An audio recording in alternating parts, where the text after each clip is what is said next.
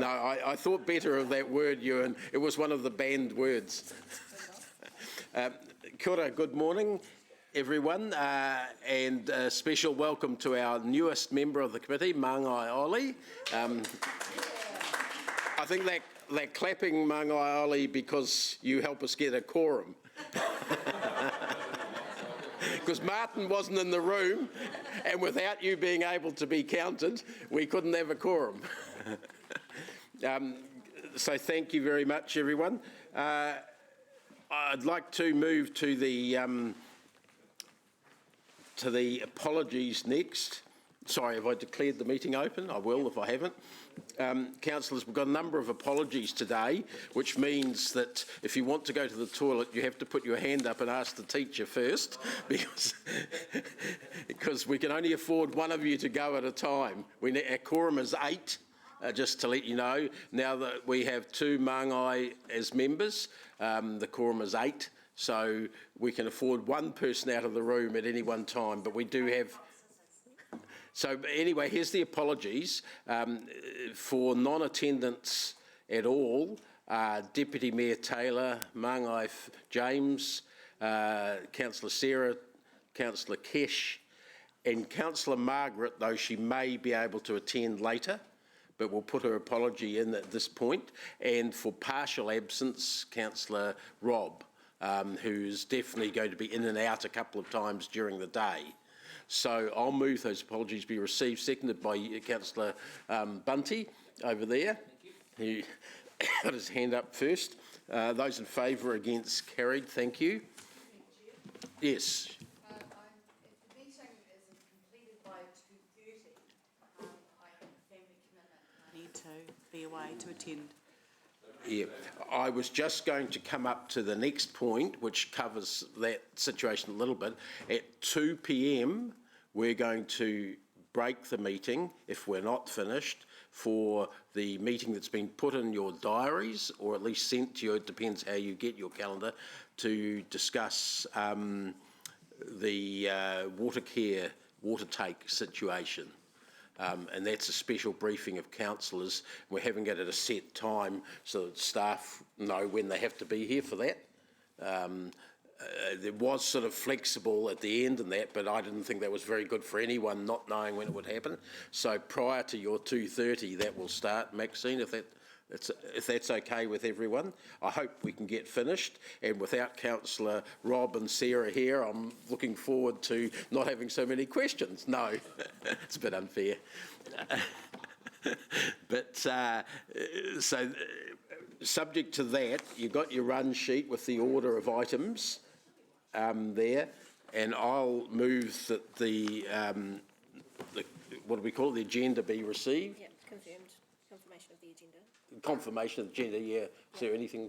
So just noting those things there. Yeah, noting the points in 2, A and B there. So if there's seconded by Martin, so you have a question? Yes, certainly. And I apologise, I've just been told by Blair there was an executive update with regard to the well energy issue in terms of the fast fibre, and I'm just seeking a guidance from you and also the Chair of Economic Development. The broader issue, at what point would we discuss or note that formally in terms of our relationship with the Well Energy Trust? And should that come via here, or should that go via the Economic Development Committee? I think it's... And it's about you have a range of views, I think it's Mr. more Chair. of economic development, right, myself. Okay. Yeah. But in any event, today, I would probably, unless we had a report and a recommendation, it would probably go in the items for information which are on the back of your sheet here, unless we're called to make a decision. So we can't be with this short notice. No, I accept that. Obviously, what I'm trying to highlight is we get an executive update of what's happened. It's just a matter whether we, as a formal council, wish to pursue any avenue or discuss formally the ongoing relationship. And of course, as I don't want to relitigate the argument, but... I think that our status as a capital beneficiary is sort of analogous to CCO type thing. It's an outside organisation which we have a formal status with, and they mostly go to the Economic Development Committee. Yeah, okay, well, I'll pursue that further with the Chair in terms of a process. moving forward. Thank you. So subject to that and seconded by Councillor Martin, the confirmation of the agenda, those in favour, against, that's carried, thanks. Councillor Pascoe has declared a conflict of interest in respect of item C3, the Te Awa Lakes appeals situation. So he will be remove himself technically from the meeting and won't be part of the quorum during that discussion. So I'd certainly appreciate that most of the rest of you stick around when that's up. And I think we'll get Amy to stay by the door because she's the fiercest of the lot and will stop you leaving. No, fierce. Yeah, from me it's a compliment. Okay, let's get cracking. We have no public forum as far as I'm aware. Cool. Okay, confirmation of the open minutes, page 6 of your agenda, councillors. Moved by Ewan, seconded by Angela. Are there any, that's the open minutes of the 14th of May, are there any questions or comments on that? If not, I'll put that. Those in favour, against, that's carried. Thanks. We'll move to the Chair's report. There is no substantive issues that I'm asking for your decision on. I've just listed, I thought it was a good exercise to list all the different balls that are in the air at the moment, most of them being juggled by Blair over there, I think, and his sidekick and Jen and people like that. But if there are any questions or comments on that, we'll take them. If not, I'll move that it be received, seconded by Māngai Oli. Those in favour, against, that's carried. Good.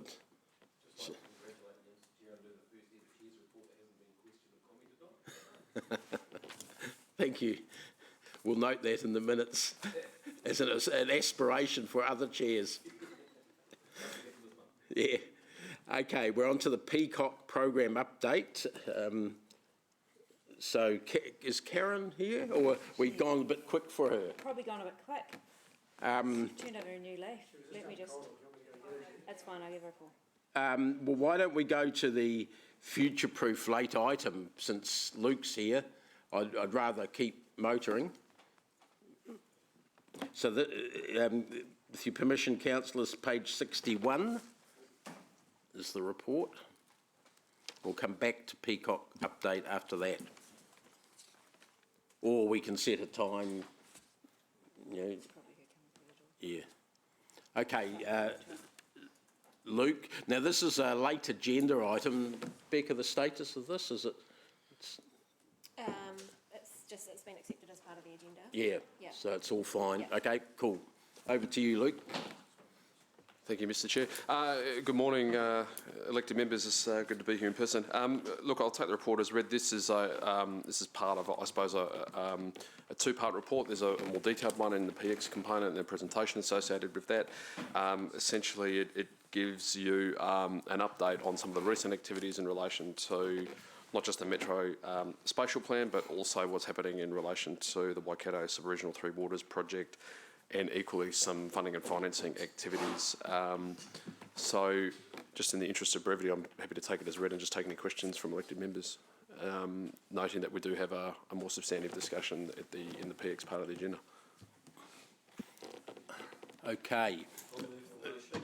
Been moved by Ewan, and I'll second it. The floor's open for questions at this stage on future-proof, and I know that some of you councillors sat in on the last meeting from memory as well.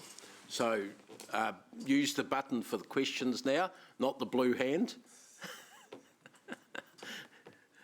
By the way, we have no one on Zoom, no council member on Zoom at the moment. If we do, we'll alert you to that. But we're monitoring that. Sorry? And come back on Zoom. No, thanks. You're better in person, Councillor Gallagher. All right. Are you honestly saying you've got no questions, and this will be the once only chance that I'm going to plead for questions? Oh, don't encourage. I'll just make pass on to the future-proof people who do the secretariat.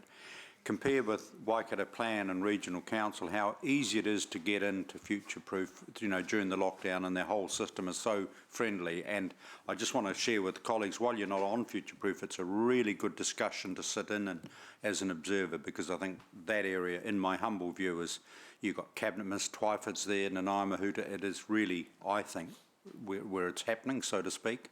And I think it's getting some amazing, excellent runs on the board. You may disagree with me, Mr. Chair. No, I was just reflecting on the spectacle of Chair Russ locking horns with Mayor Alan Sanson during the meeting. That was very spectacular for a short while. Okay, if there's... Oh, sorry, Paula. Mayor Paula, Yeah, thanks. thank you. Big thanks to how Future-Proof's been running in this close down too. And just make the point, Martin acknowledged that there were ministers in that meeting. We were very fortunate to have Minister Twyford stay for a good hour or so in that meeting and really hear the whole debate. So he's now got a very clear understanding of where we're at with the review of Future-Proof and where we're heading. And he had some useful input. So I think we're incredibly lucky that it's taken that seriously in Wellington, that you'd have a Cabinet Minister sitting through a whole hour of it and participating. And of course, Minister Mahuta was also there for key parts, and I think we're very lucky to have that engagement with central government. Absolutely. Councillors, if there's no other questions, I'd just like to, or comments, you can do both. I'd just like to echo Councillor Gallagher's urging of other people to come in and listen to that. I'm presuming you all get the notices of the Future-Proof meetings, and they are, I don't know whether they're going to be in person next time, but the ones that have been on Zoom have been easy to duck in and out of if you're observing. Yep. Luke, is there anything else that you particularly want an opinion from councillors on? Not now, but I think sorry, not now, but I think in the peak session, absolutely, yeah. Yep. Mr. Chair, if I can just add a couple of comments. Sure, Blair, just in thanks. public. So just to pick up on your comments around the ministers, I think having the ministers in attendance at Future-Proof is particularly helpful for a range of things, and we'll talk in public excluded around the specific Metro Spatial Plan, but the ministers did give a lot of very positive feedback on the progress since the April meeting, and so that was very, very encouraging. In addition, I think having the ministers a part of Future-Proof and their awareness really bodes well for our engagement with government in terms of some of the other matters such as economic stimulus and those projects where the officials of the ministers are actually able to hear the discussions, be part of what work we're doing, and are then advocating and providing really, really helpful advice through to the government as part of those projects. So whilst we wait to hear the outcome of those, their involvement in Future-Proof is strengthening that understanding in Wellington, which is critical for our advocacy and our work with the government. Certainly agree with that. Thank you. Councillor Maxey.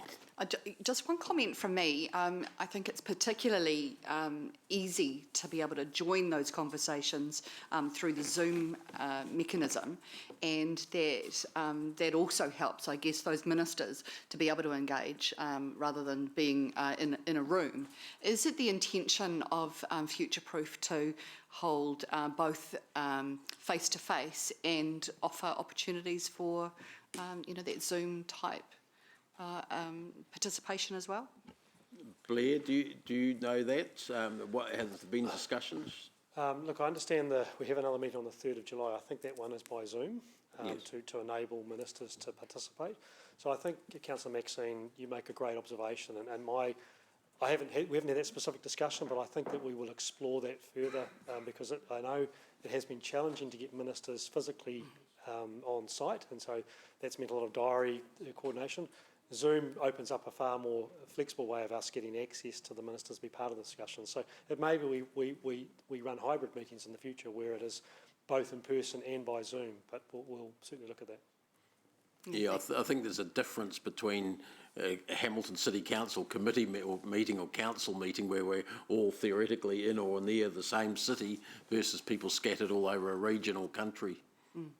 I particularly enjoyed Margaret Wilson's cat. Do you want that noted in the minutes? Not necessary. Okay, I'll move that the committee receive the report, seconded by Mayor Paula, if that's all right. Thanks. We already have you winning yourself, move a second. Sorry? We have you winning yourself. Oh, have we already done that? Oh, damn. You,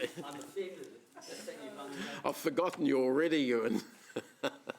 Okay, moved by Ewan, seconded by myself. I've now remembered that the committee received the report. Those in favour, raise their hands. Against, carried. Unless it's going to be a contentious item, I'm not going to go for a vote on the board. Just slows things up. Okay, we're back to item 7, the Peacock program update. We moved so fast that Karen wasn't ready for us, but she is now. So that's on page 15. Thanks.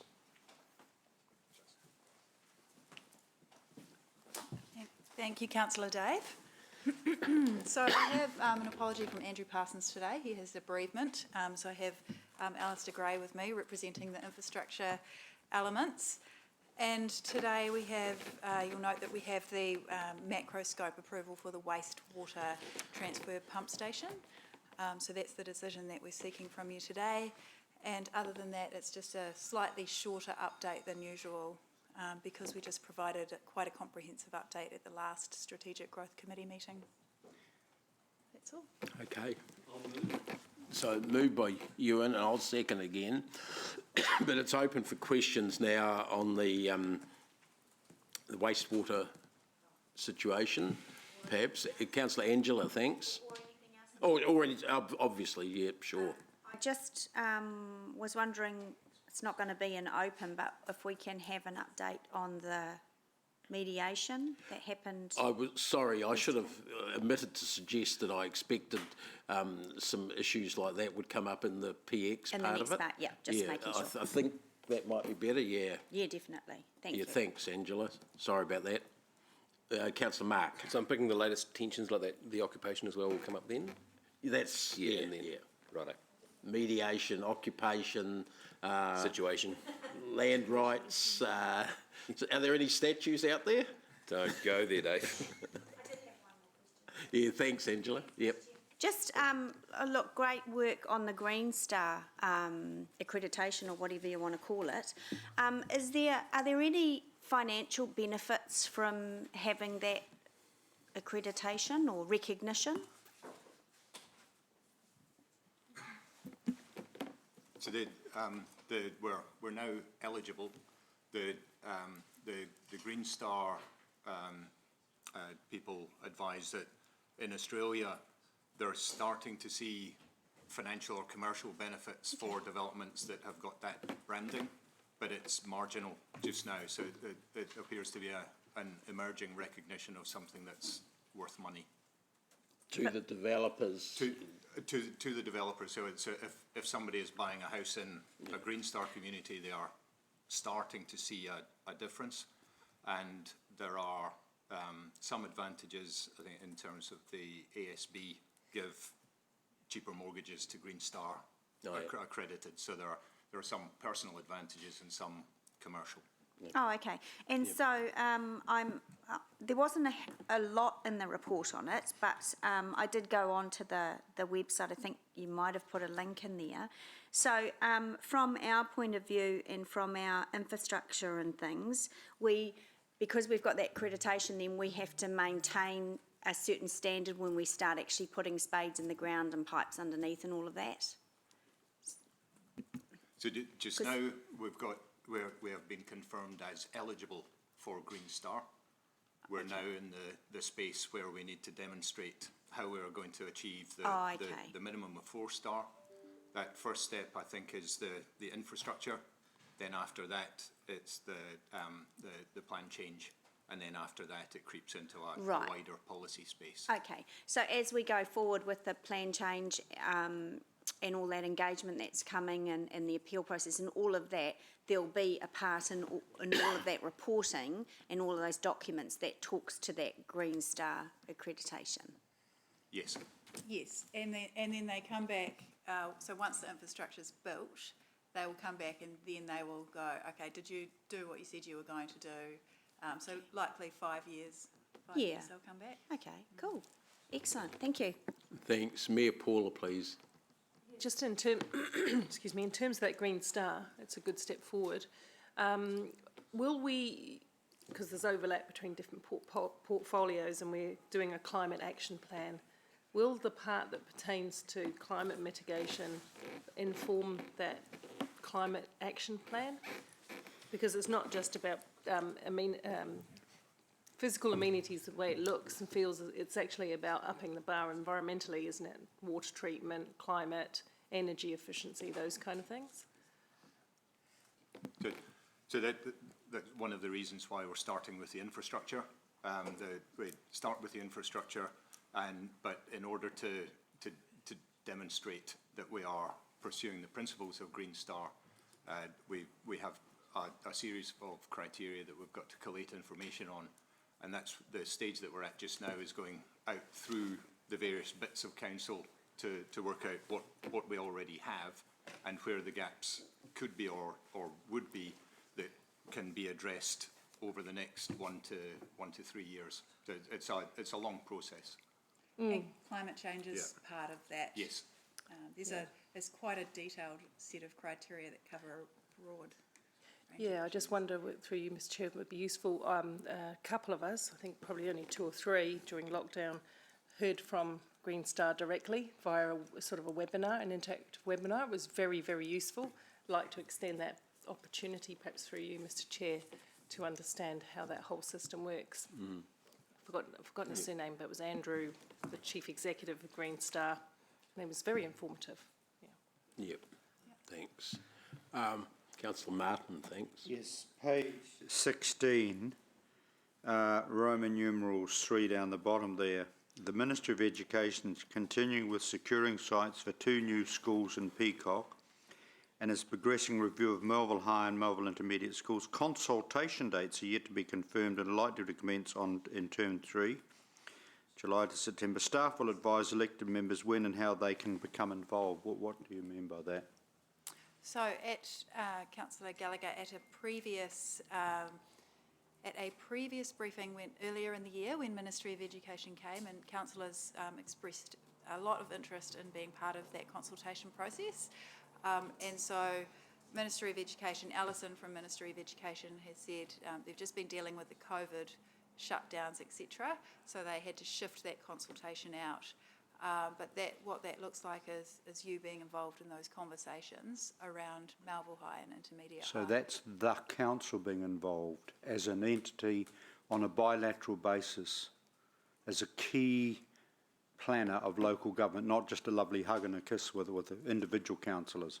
That is what you want, isn't it? You want full involvement. Well, as I will say, I think it's utterly disgraceful that the Ministry of Education didn't come near this council to discuss whether or not a secondary school might be in the long-term future put in the Peacocks, and they appear to have made that decision. Have I got that right? I don't ask you to comment on the disgraceful, just comment on the rest. Yeah, I believe so. It was in their long-term, they have a long-term growth plan, and I believe it was in that. Because it seems to me that what I'm thinking is a little bit prior to that conversation, Mr Chair, we are crystal clear what we want to achieve, because I think there's, obviously we want to actually have some good data long-term and be convinced that there should not be some form of planning for a higher level. Martin, I think we're about to have, someone remind me of the date, Jen or Karen, of the structure plan revisit, and we'll come up in there, at least the land being set aside for schools. Yes, that's right. So at the moment, we're basing that on the 2 primary school sites and potentially a 3rd site for a school as well. Okay. So Because, well, then perhaps, sorry, I'll come back to you, Marty. Perhaps we could get some information there about the projected population and demographics for Peacocks and for the whole southern Melville High catchment, let's say, Melville Intermediate catchment, just so we can judge ourselves a little bit in that area as well. because if we don't agree with, say, a ministry proposal or outcome that they're thinking, we need to be able to put our oar into the mix at some stage, get a bit of facts behind it, if you get what I mean. Yeah, it'd be not too extensive work, but enough to say, yeah, we think in 15 years we will need a high school in that catchment sort of thing, or not. Yes, we can do If I that. may, can I, through the chair, suggest the criterion, and if people disagree, I mean, obviously with regard to the future journey of Melville High and Intermediate, the council as a council should have a micro involvement in that process as to the form of education facility and form for that whole area, okay? As a council, and we should crystallise a clear view in a journey. We shouldn't just be one of the people to be consulted. The second question would be around... Sorry, mate, if I could just do a tail end to that bit. I think this arises out of the previous council and probably this council's disquiet over the way the Ministry of Education has handled the school situations in the south, the southwest there. So it's not without foundation, our concern. And I stress that my slight passion is directed at the ministry and a government agency who, frankly, with regard to the Richmond Park side, have been utterly hopeless beyond belief in terms of their interaction with us, in my humble view, still are. Then moving on, in terms of the primary school, what I don't want to, through the chair, is to be reacting when a school decides to fence off their land and all that. So I'm looking at that community partnership, that the green space, the stuff we fund versus what the taxpayer, our other pocket funds, and wanting to get right at the ground level so that we actually have, the people may differ with us, we have an absolute ground agreement with the ministry as to the form of those education facilities in terms of the, the broader public access issues. And through the chair, what I'm saying is it would be really good to get all those things sorted before even the plans and the bulldozers start to move on. So that through the chair, I'm just asking our staff if the council is agreeing that that's the kind of stuff I'd like to be discussing with ministry directly as a council. Okay? Yep. Noted.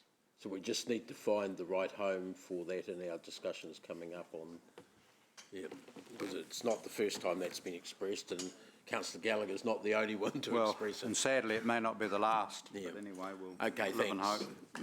Mangai.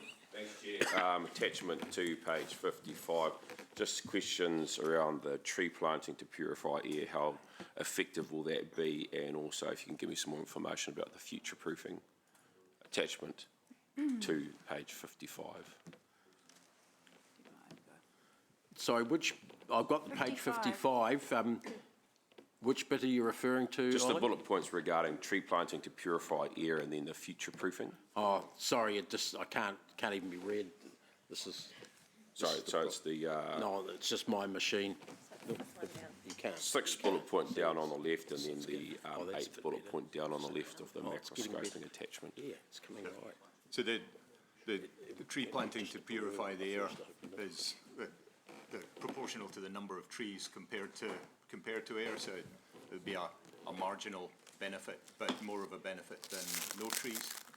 And the future proofing relates to how the pump station may connect to wider growth issues, potentially an increase of the catchment to the south, or different locations for treatment facilities, so that if we need to change the direction of pumping from north to south, there's sufficient space in the building to accommodate that without a transformation.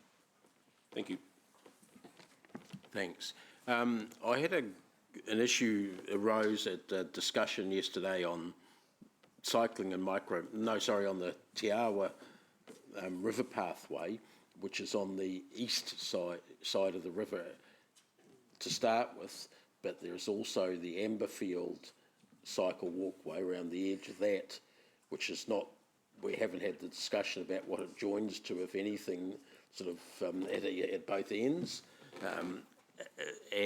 There's a suggestion that I've seen from some of our staff and other people that ultimately the best place for the Te Awa walkway for its main pathway towards Cambridge would be on the west side of the river, i.e. along the Amberfield pathway or somewhere the same route.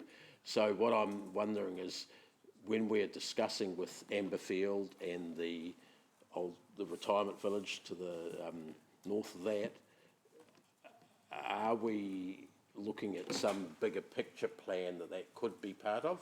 You know, for instance, at the south end, it goes pretty much right up to the Waipa boundary and then stops. But the securing of the land, or you know, getting some planning instruments in place so that we've at least got the capacity in future years to extend that sort of route.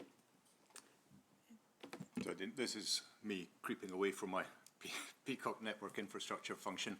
So the Te Awa on the west bank of the river was their original preferred corridor, but the timing of Peacock meant that that was going to be 20 years away, and therefore to have a connection that was feasible, the Cambridge to Hamilton connection on the east side became the logical route. The development of Peacock over the next, Amberfield over 7 years, it'll be 5 to 10 years before it gets to the Waipa boundary. Yep. The Kestrel, the retirement village, from a transportation review perspective, we've been completely clear with the retirement village that if they do not commit a public access connection from the bridge through to the Amberfield site, then the Esplanade Reserve will accommodate a public access, and that's a core requirement. I haven't seen the application and the level of commitment to public access, but then I think it's a council designating a corridor, working with Waipa to designate a cycle connection would be a natural next step to get the loop down to State Highway 21. Trying to get land access alongside the river through Waikato District and Waipa has been extremely difficult over the last 2.5 years, trying to get agreement, and hence it's flicking from riverbank to road, and I think that continuity of connection would be really important. Well, it's good to hear that it's being thought of like that, though. Just from the bridge, the Peacock Bridge, to the northwest, there's an indicative road still, but councillors, both last council and this council, raised the issue of having the cycle walkway route continuing along the back of Slim and Montgomery, Crescent and those sort of streets, through the gully and then up there and down and connecting with the current pathway somehow that's on the other side of Cobham Drive.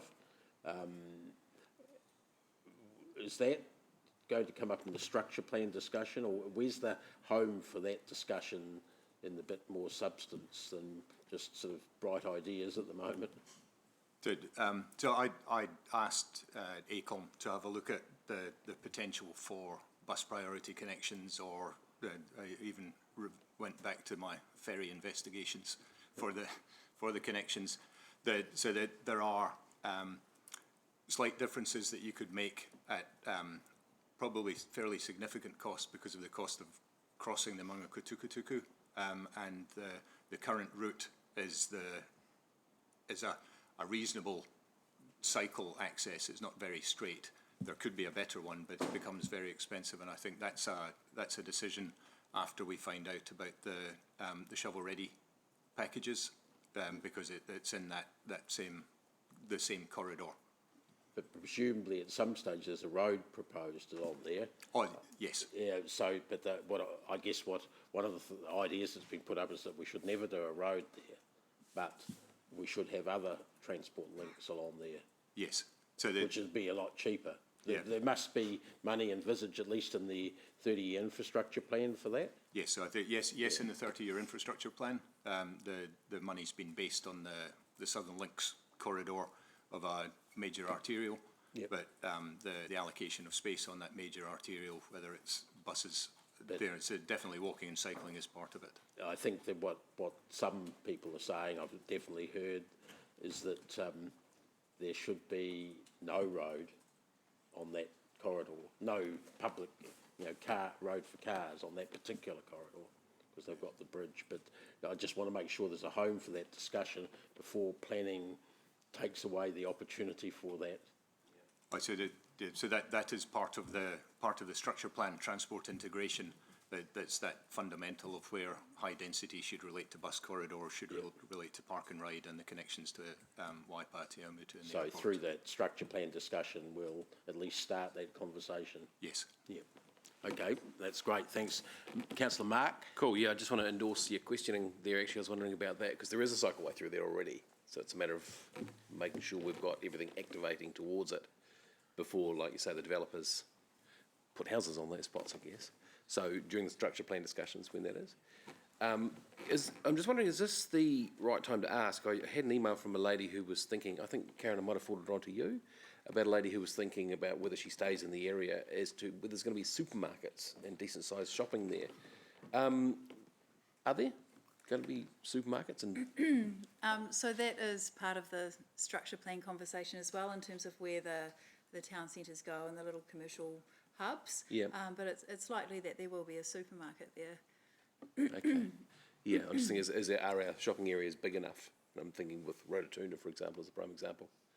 It's probably, I'll get Luke O'Dwyer to answer that question. And perhaps just one thing on that, because we've found that we don't designate space big enough. Yeah.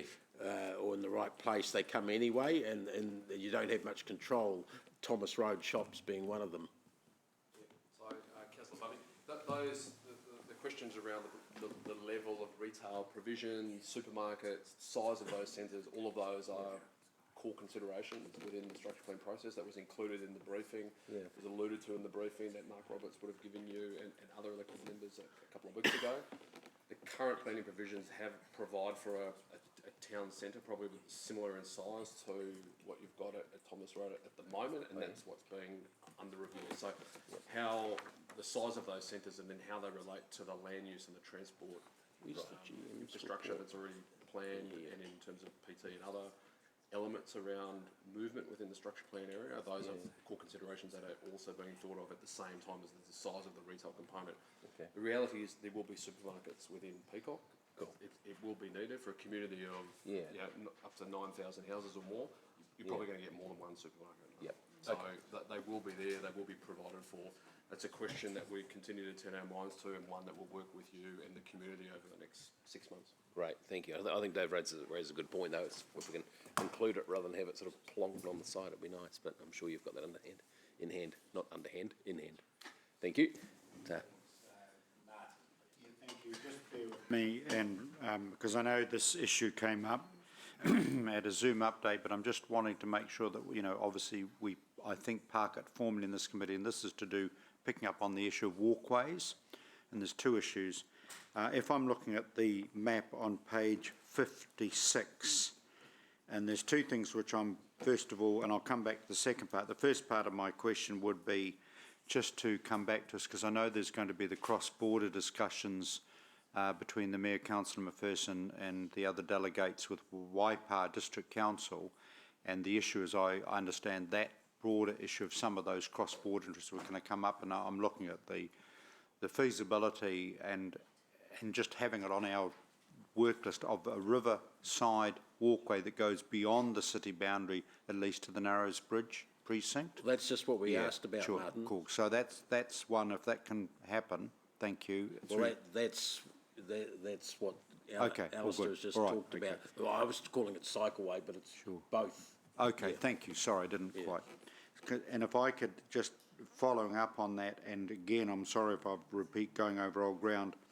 I notice you have future indicative development, which, on the one part of the Southern Links, if you look at the map, but there's no indication of if we're having a thought process with regard to our boundary eventually extending to the Southern Links on the Waipa side, in terms of, because obviously we would have in that area between Peacocks, the city boundary and Southern Links as per that map, obviously we would have I assume we're going to have a very keen interest in that as an option for the city. Yeah, but that's what that shaded area is no, exactly. There's a shaded area, but beyond that... No, the shaded area is the bit between Peacocks and the Southern Links Road. correct, but if the southern, we have this other, correct me if I'm wrong here, if I'm misunderstanding the map, we have the southern links that go across the Waikato River just north of the airport precinct, right? So we have a gap there that is not shaded. I see the, you see what I'm... Yeah. On the right-hand side. Yeah, of on the map. right-hand Yes, side, the bit yes. that's not shaded, I would humbly suggest that all of, well, subject to proper discussion here and due process, we should have in our own heads whether the rest of that should be shaded as a potential logically becoming into the city, even in its current form.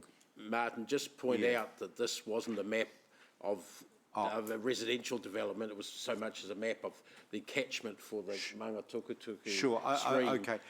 But I'm you're just right. wondering in the maps, if we, all I'm suggesting is if, and I know this is only a glint in the eye at this point as far as our conversation with Waipa, probably more than a glint actually, but I think if we as a city have determined that we perceive that as a potential future, it'd be really handy if we had a sort of a shading or something just so we know.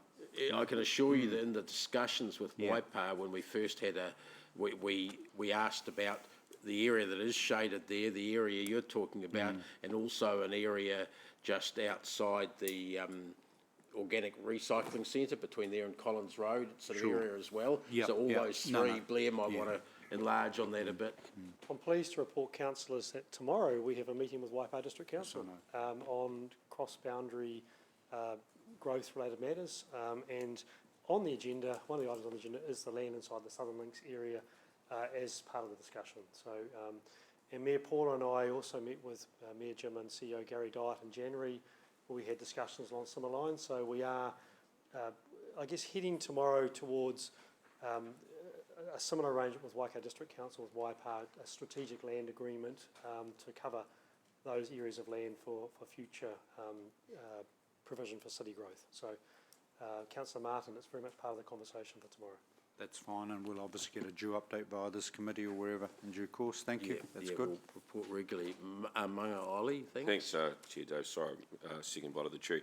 Just a couple of questions. What's the date for that capital report on page 57?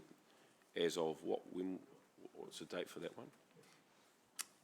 It's in the text, I believe it says at the 31st of April, but let me just double check.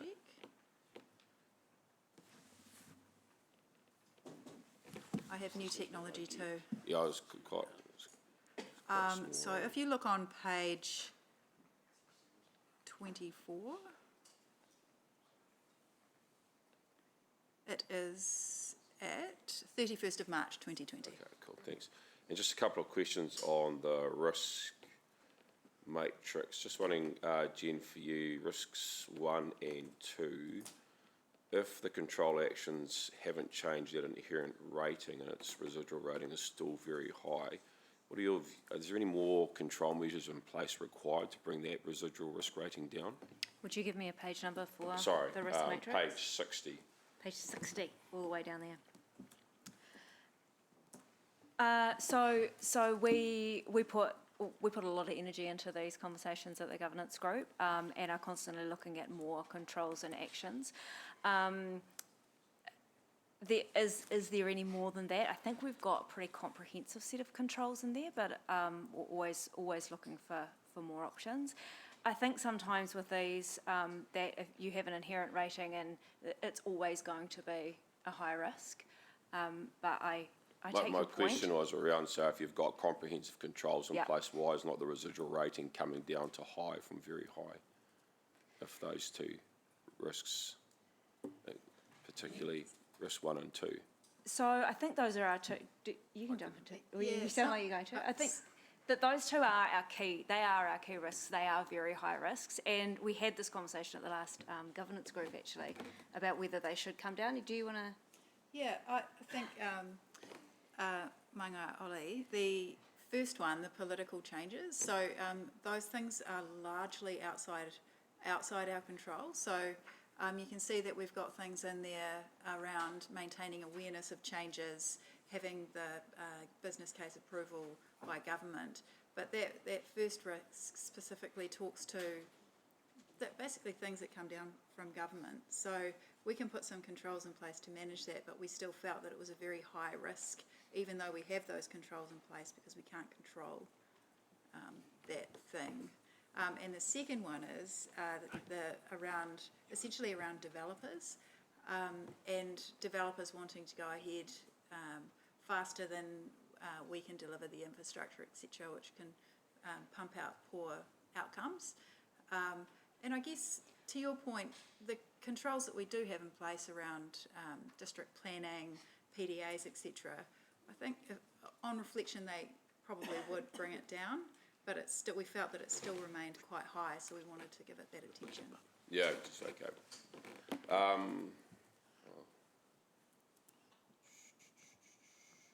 Okay, and just risk 5 would seem that with those control measures in place, why would that risk residual rating not be medium?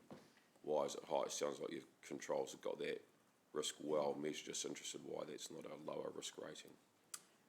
Because we thought, is this number 5? Yeah. Risk 5, because we still thought that it was likely to happen and that the impact of it would still be high, so that's the rating that it landed at.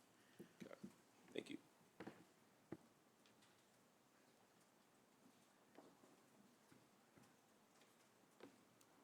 Sorry, Ollie, is that? Oh, yeah, thanks. Ewan, thank you. Yeah, thanks, Mr Chair. Actually, I just want to support Mangai Ollie in his questions, particularly on those issues. My experience with risk management and the traffic light process is that if you've identified an extreme risk and after you've implemented your controls and actions, you're still at extreme risk, there's something inherently flawed, and that in fact you should be really reconsidering the entire aspect of it. And so I think somebody needs to review that. Okay. Because if they don't review it, then we need to review it. But sorry, Ewan, there's no extreme and extreme, so I'm just wondering what you would move it. You'd move it to very high. Yeah, but there isn't one where the residual risk is extreme still. The top two are both. Very high and very high, but not the. Yeah. Ewan just mentioned extremes. I'm just checking what you meant, Ewan. Sorry, not disagreeing with you. Yes, thanks. Yep, no, you're absolutely right. I used the wrong term of phrase. I should have said high rather than very high. Okay. But you get what I'm trying to say. So it's those first two that haven't moved because of the risk mitigation. Yeah, and I would just strongly advise somebody have another look at it, and I wanted to support Mangai Ollie in his comments, which I agree with. Yep. Councillor Yuan and Mangai Ole will make sure that there's further commentary on that point in the next report.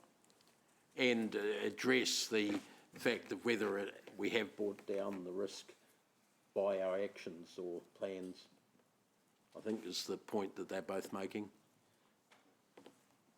Thanks. Okay, that's all the questions we have. The councillors, the resolution from memory is on page 16. No, I've got that wrong. Sorry, I'm just going back into my system here.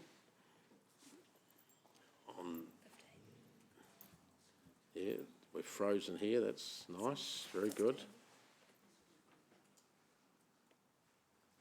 Sorry, I'm just trying to find. Yeah, just doesn't want to go to it. No, it's avoiding that page. So page 15, which I can't see. Yep. Yep, so moved and seconded. I think you seconded it, Mr Chair.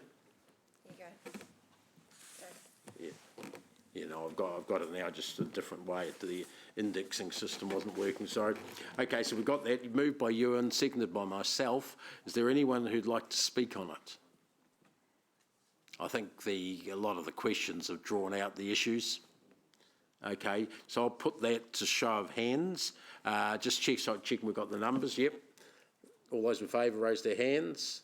All those against, that's carried unanimous. Oh, are you against? No, I'm for. You're too late. Yeah, we're counting Mayor Paula as being present in the debate. Yep, noted. Yep, that's noted, thanks. Now, councillors, just, we nearly missed this, and it was Blair would have had a totally wasted trip, but the GM's report should have been on the run sheet at this point, and it's on the back, and it would have been terrible if Blair wasn't able to talk to his 9 different reports in here. It would have been a disaster for Blair. I understood it was an information-only session at the end. Is it? Oh, sorry. A So whole you- lot of... Okay. I haven't been disappointed. All right. Okay. Sorry.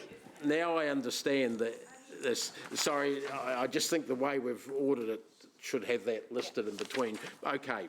So, councillors, all of those are for information. None of them are for decision. But what Becca's advised is that we should receive the reports.